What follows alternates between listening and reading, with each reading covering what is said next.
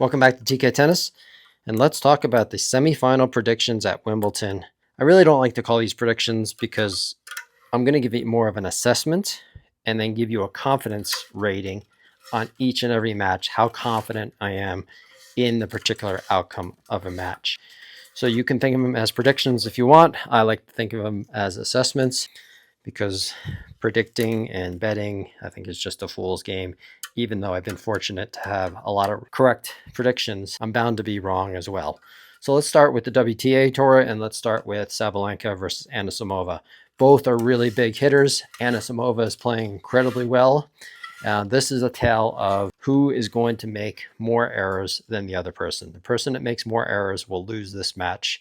They are both really big hitters, both clean strikers of the ball, and it's going to come down to the errors. Neither of them are exceptional movers, but in the women's game, compared to the men's game, the women's game is about power and offense.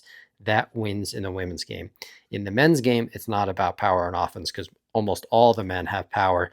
So it really comes down to speed and agility in the men's game. So the men's game is about who is the better mover, everything else being equal. The better mover oftentimes wins, but in the women's game, it's who's the bigger ball striker and can manage how many unforced errors they have. But in this match, they're both pretty equal. Anisimova is playing great tennis, but of course, Sabalenka is much more accomplished, and everyone would favor Sabalenka by a wide margin here. I actually think this is potentially an upset. Anisimova is playing great. And I'm going to give Sabalenka a 60% chance to win this match. And again, if Anisimova does win the match, it's because Sabalenka is making a lot of errors like she did at the French Open, and Anisimova is making fewer errors. I think that's really all this match comes down to. It's really that straightforward, barring anything unusual like someone's double faulting a tremendous amount or some other edge fringe case scenario. So moving on to the second semifinal, Iga versus Bencic. So I'm going to give this 70% chance to Iga to win versus Bencic. And a lot of people don't think Iga is a great clay court player, and she's not, but conditions are very warm at Wimbledon. The court is in the second week. It's slowing down. It's playing more like hard court type speeds. The benefit that Swiatek has is that both of the really big hitters are on the other side, whoever she's going to meet in the finals if she wins this match. And that's what Swiatek has problems with, is really big ball strikers that can kind of blow her off the court.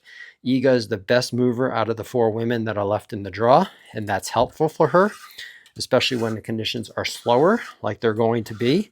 So that's a benefit for Iga. But Bencic doesn't hit a big enough ball, even though she's playing great. And I must say that from the years I've been watching Bencic, she seems to be in better physical condition than probably she ever has been in her professional career. So she's moving better, but Bencic is not a tremendous mover, but she's moving better, and she does have a chance to upset Iga on grass in this case, but it's 70% chance that Iga will win this match and only a 30% chance that Bencic will win the match. I think this is a pretty clear case that Iga is going to win this match, but you can't rule out Bencic. Again, she's playing really good tennis. She's fit. She's won the Olympics before. She's won a gold medal in the Olympics. She's a really clean ball striker, and she could give Iga some or a run for her money, but it's probably not likely. So 70-30 for Iga to win that match. Now let's go to the ATP Tour, and let's talk about the first semifinal, which is Jannik Sinner versus Novak Djokovic. And this is the question: can Novak beat Sinner for the first time, I think, in 5 matches? I think that Sinner's on a 5-match winning streak against Novak. If it's going to happen, it's going to happen here at Wimbledon on grass. Novak is a classic counterpuncher. The grass is going to help him. If he's ever going to win another Grand Slam, I think it's going to be at Wimbledon, and it's potentially this one. But when you look at the ground strokes, Sinner, of course, has the ability to just out-hit Novak. And Novak doesn't have the variety like Carlos has to hit drop shots and get Sinner really uncomfortable. And he also can't hit the variety with the high, loopy topspin balls to Sinner's backhand to make Sinner feel uncomfortable there.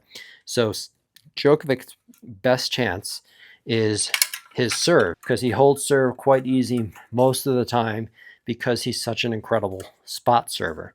And he does give Sinner trouble oftentimes because Sinner just doesn't get a good read on his serve. Now, one of the other benefits that Novak has here on grass is that Novak has much slower swing speed, or relatively a slower swing speed, than Jannik or that Carlos does. Jannik and Carlos hit with a lot of RPMs and very fast swing speeds with lower, mid to lower weighted rackets. So they use racket speed and RPMs as their biggest advantage. And that's where the tour has been going in recent years. Really high swing speeds with very aggressive RPMs on their ball. And that is great on most surfaces.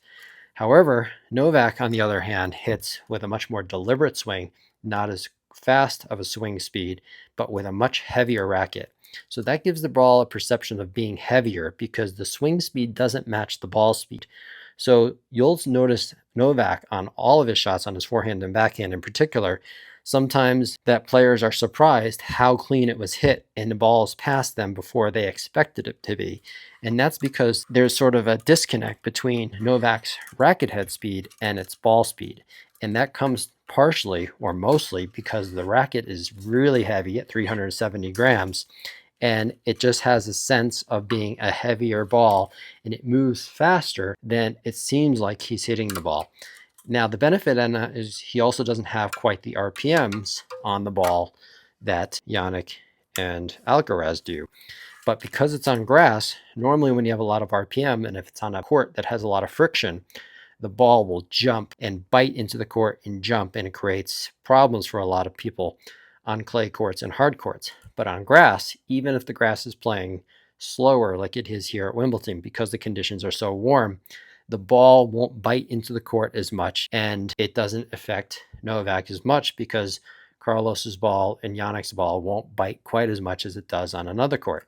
On the other hand, for Jannik in this case, Novak's shots will slide a little bit more because of that perception the ball is moving faster than it actually looked like it was hit, and because it doesn't have the RPMs, it will slide a little bit more.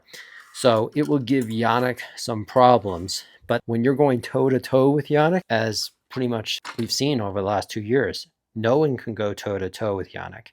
You have to get him uncomfortable. And there's only one player that can get him uncomfortable. And that, of course, has been Carlos. No one else can get Jannik uncomfortable on a regular basis, and that includes Novak. So even on grass, it's going to be difficult. But if Novak is having an incredibly great serving day against Jannik, and Jannik is not serving well, it's hard to imagine Jannik not returning well or not hitting the ball off the ground very well. You know, people might look to the match against Dimitrov where he wasn't playing that well. Well, that was really due to how well Dimitrov was serving and giving or making Sinner really feel uncomfortable because of the slice backhand. And Sinner just wasn't able to really get his feet set on a lot of shots and really struggled. But Novak doesn't have that capability to make Sinner that uncomfortable. So it's hard to see Novak winning unless he's serving incredibly well, returning incredibly well, and Sinner's not serving well. And if there's just the right amount of breaks go Novak's way, this could be an upset. But I give it a 70% chance that Sinner wins this match and a 30% chance that Novak wins this match. If this was in the US Open or this was at the French Open, it would be at least 80% to Sinner and 20% to Novak. So that's my thoughts on that match. All right, so let's move on to the final semifinal, which is Carlos Alcaraz versus Taylor Fritz. And I think everyone kind of knows what this situation here is. Now, I will point out, and I think this is an interesting talking point, is that Taylor Fritz said in his last match, the way he played in the first 2 sets, he thinks he could beat anyone because he was hitting the ball incredibly well. He was serving incredibly well. And I think he probably believes that no one could hang with him if he was able to repeat that performance for 3 sets against Carlos. He probably believes that even he could beat Carlos if he kept up that level. But I think there's a problem. I don't doubt that he believes that. But the problem is there's no other Carlos Alcaraz. Carlos brings so much to the table in terms of options and variety, and Taylor is one-dimensional. Carlos knows exactly what he's going to get from Taylor. It's big serving, big forehands, baseline play. That's it. It's one-dimensional. Taylor doesn't have any other options other than slight strategy adjustments. On the other hand, Carlos has all sorts of options. He could go toe-to-toe with Taylor on the baseline. He could move back from the baseline and play more of a counter-punching style. He has the option to throw in a lot of drop shots and get Taylor uncomfortable, which I expect we're going to see. And Taylor isn't the mover, not even close to what Carlos is. So while Taylor believes that he would be able to compete with anyone if he plays at that level, that might be true holding serve, because he can serve people off the court for long periods of time. But there's just, if you look at everything, who moves better? Carlos. Who's more agile? Carlos. Who has the better forehand? Carlos. Who has the better serve? This one goes to Fritz. Fritz has the better serve. Who has the better second serve? Pretty much equal there. Backhands, I give a slight edge to Carlos, even though Taylor moves and is more agile than most people give him credit for. Who has the better volleys? That also goes to Carlos. Who has the better touch? That goes to Carlos. Who just has the ability to be more flexible? That's, of course, Carlos. So it's really hard to see Fritz having any chance of winning this match unless he's just serving out of his mind. And for some reason, Carlos is just having an off day, which we all know that he can have sometimes, but it's very unlikely in a semifinal match or in the finals to see Alcaraz have an off day. So it's a 95% chance that, which is insanely high, like 90 to 100% chance. It's hard to see any reason how Fritz could pull off this upset. So that's my thoughts on the semifinals. Best of luck to all the players. If you like these assessments, let me know in the comments. Please remember to like and subscribe. Best of luck to all the players. And let's hope we have some great matches. And if you're looking at what's the most likely upset, well, it's definitely Aabalenka and Anisimova, followed by Swiatek and Bencic versus Sinner and Novak. Pretty much equal chances for being an upset there. The one that's almost unimaginable outside of injury or sickness or something of that nature is Fritz beating Alcaraz. So those are my assessments / predictions for the semifinals. And once we get to the finals, once we know who's in the finals, I'll do some predictions for that as well. It does look like we're getting to a Sinner and Alcaraz final again, but this is sports. There's a reason they play the game, and we'll see what happens. So thanks for watching, and I'll see you in the next days.